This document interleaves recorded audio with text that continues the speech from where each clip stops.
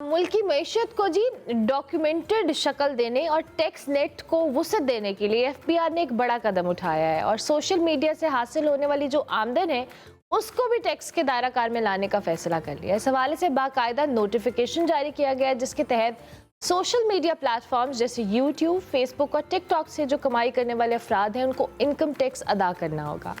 FBR का जो मुजव्वज़ा तरीक़ाकार है उसके मुताबिक सालाना 50,000 व्यूज़ या क्वार्टरली समाही 12,500 व्यूज़ रखने वाले अकाउंट्स को बाकायदा कारोबार तस्वर किया जाएगा, जबकि यूट्यूब पर हर 1000 व्यूज़ के बदले 195 रुपीज़ जो आमदन फ़र्ज करके इस पर टैक्स आयद किया जाएगा। और इसके साथ साथ पाकिस्तान से जो व्यूअरशिप के ज़रिए आमदन हासिल करने वाले गैर मुल्की अफराद हैं वो भी टैक्स नेट में शामिल होंगे। ये इक़दाम जी सिर्फ डिजिटल मईशत को रेगुलेट करने की कोशिश है तो दूसरी तरफ बहुत सारे यंगस्टर्स के लिए एक नए चैलेंज की सूरत में भी सामने आ रहा है, जो सोशल मीडिया के ज़रिए अपना एक सिस्टम चला रहे हैं, उसको मौज के तौर पे इस्तेमाल करें। ताहम माहिरीन के मुताबिक से ना सिर्फ ये शोबा बाकायदा सनत का दर्जा हासिल करेगा बल्कि कौमी ख़जाने में भी नुमाया इजाफा मुतवक्के है।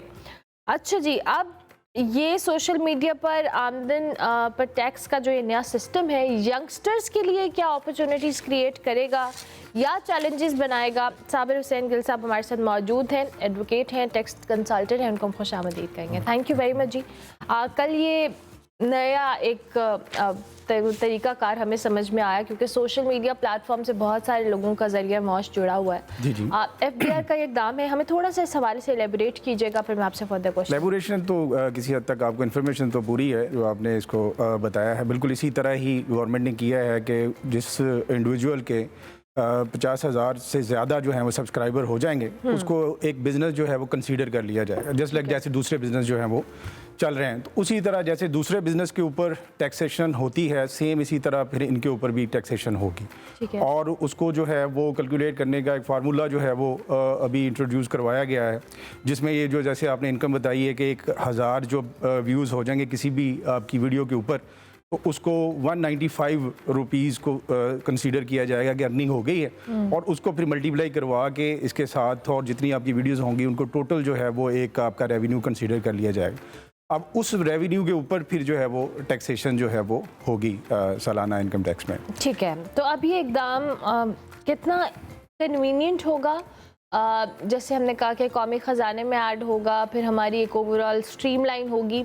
अब मैं चाहूँगी आप थोड़ा सा इस सवाल। जी बिल्कुल, अगर देखिए हर चीज़ के कुछ पॉजिटिव पॉइंट्स होते हैं, कुछ नेगेटिव होते हैं। जैसे पॉजिटिव आपने ये बता दिया कि डेफिनेटली पॉजिटिव है कि अगर टैक्स कलेक्ट हो रहा है तो डेफिनेटली ओवरऑल तो मुल्क को उसका फ़ायदा ही होगा और जो है वो एक आप एक पूरी एक इंडस्ट्री को आप एक लीगल चैनल दे रहे हैं कि वो अपनी इनकम को जो है वो लीगल तरीके से जो है वो अपने लिए भी यूज़ करें और मुल्क के लिए भी यूज़ करें। तो पॉजिटिव वे में तो ये एक अच्छा इक़दाम है जो कि होना चाहिए और हो रहा है। बिल्कुल ठीक है। अब इसका नेगेटिव एस्पेक्ट भी, नेगेटिव एस्पेक्ट जो है वो ओवरऑल देखेंगे, अगर एक इंडिविजुअल है उसने एक जिसे कह लेंगे एक नया इंट्रोड्यूस करवाया है, एक नया एक जैसे कह देंगे इनकम सोर्स जो है, तो उसको जब ये टैक्सेशन की प्रॉब्लम्स जो है वो फेस करना पड़ेगी। इसकी दूसरी एग्जांपल जैसे कि जिस भी शोबा के ऊपर टैक्सेशन होती है या ज़्यादा टैक्सेशन होती है वो हमेशा जो है वो उसकी परफॉर्मेंस जो है वो नीचे चली जाती है।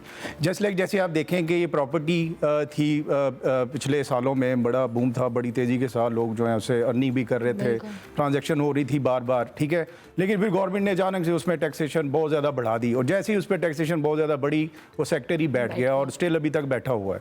तो सेम इसी तरह आप जब इस पर अब टैक्सेशन के मामला होंगे तो वो डेफिनेटली इस पर भी इफेक्ट तो एक नेगेटिव इफेक्ट तो जो है ओवरऑल आएगा कि जैसे लोग जो है इसमें बहुत ज़्यादा इन थे तो जब इस तरह की प्रॉब्लम्स फेस करना पड़ेंगी तो फिर लोग जो है अब आपको ये भी पता होगा कि ये कि इतनी जल्दी ये जो है वो 50,000 सब्सक्राइबर मिल भी नहीं जाते हैं आपको, उसके लिए भी बड़ी स्ट्रगल जो है वो रिक्वायर्ड होती है और फिर वो वीडियो बनाना करना उन सारी चीज़ों पे एक टाइम टेकिंग है। ये पहले दिन ही बहुत चंद लोग आपने भी देखा होगा सोशल मीडिया में ऐसे हैं जो कि एक दिन में ही उनको इतने सब्सक्राइबर भी मिल गए और ये सारा कुछ मिल गया और वो फिर जी वो पैसा अर्न कर रहे हैं।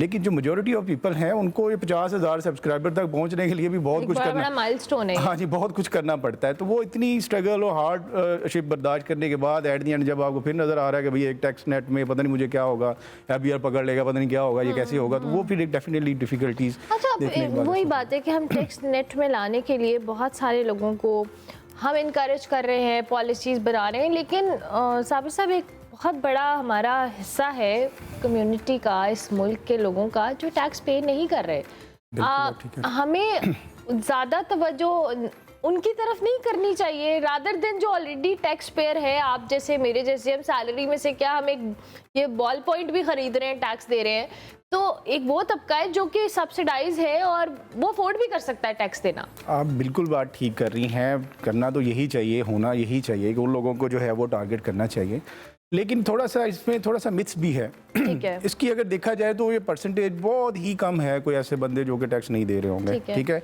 या उनको सब्सिडीज मिली हुई हैं, उसके भी बहुत सारे रीज़न हैं कि जिसकी वजह से वो मिली हुई होती है।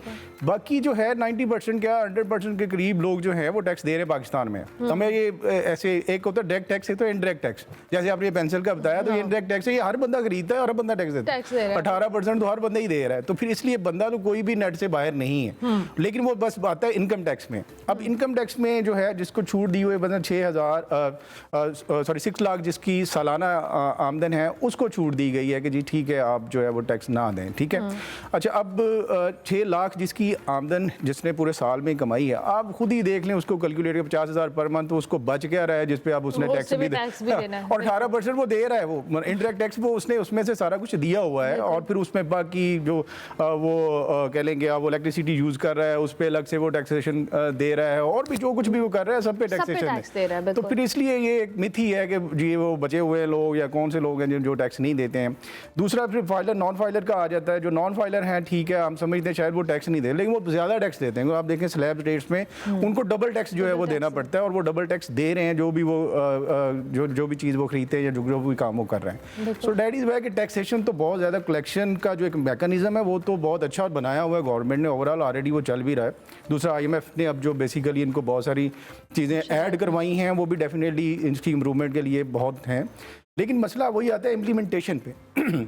इम्प्लीमेंट कैसे होगा या वो कितना हो रहा है या हो रहा है, क्योंकि उसमें बेसिकली जो आपका अदारा है जिसने FBR जो खुद एक महकमा है उसकी जो इम्प्लीमेंटेशन के अंदर जो खामियां हैं वो एक्चुअल काज हैं जिसकी वजह से लीकेज होती है।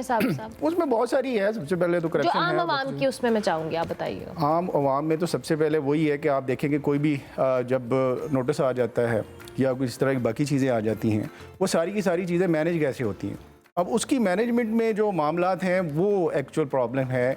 फिर इसी तरह ये है कि अब ऑफिसर्स कम हैं, तो इतना बड़ा जो कह लें कि अवाम है जो कि एक आपकी एक वेबसाइट के साथ अटैच है और अपनी रिपोर्टिंग कर रही हैं, उन सब के ऊपर चेक रखना भी एक जो है वो एक डिफ़िकल्ट मामला है, जिसकी वजह से बहुत सारी लीकेज जो है वो इस सारे मामले में हो रही हैं।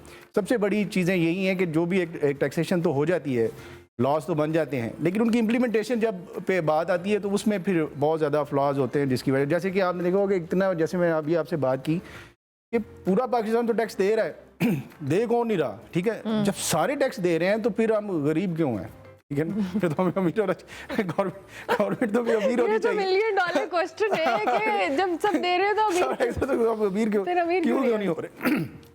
तो एक्चुअल प्रॉब्लम यही है कि वो बेसिकली जो कलेक्शन पे बात जाती है, हमने तो टैक्स दे दिया 18%, वो जहाँ पे इस्तेमाल हो रहा है वो आवाम की फलाह के लिए इस्तेमाल नहीं हो रहा। एक तो ये मामला है। अच्छा, और दूसरा ये मामला है कि हमने तो 18% दे दिया, एक चीज़ हमने ले ली है किसी भी स्टोर से जो चीज़ खरीद रहे हैं डायरेक्टर से, हमने तो 18% दे दिया, क्या वो आगे दे रहा है?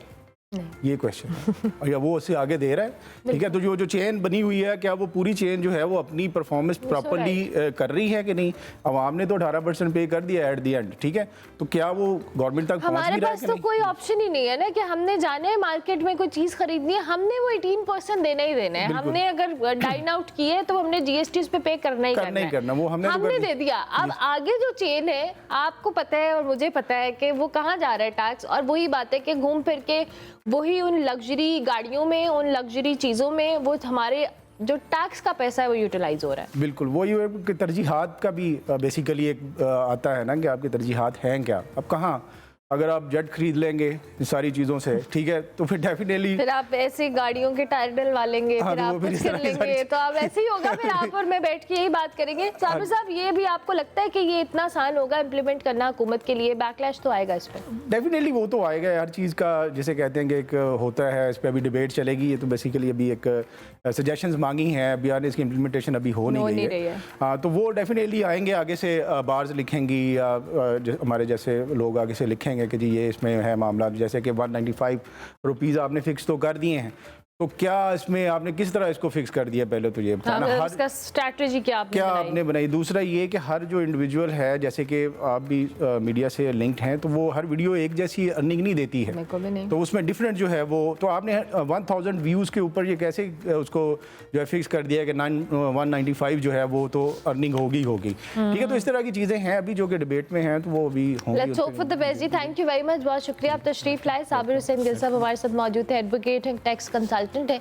जो एफबीआर की तरफ से नई सजेशंस हैं, इस पर ज़रा गौर होगा। अभी आगे आके जो भी अपडेट होगी हम आपसे शेयर करेंगे। ब्रेक लेते हैं, ब्रेक के बाद वापस आते हैं।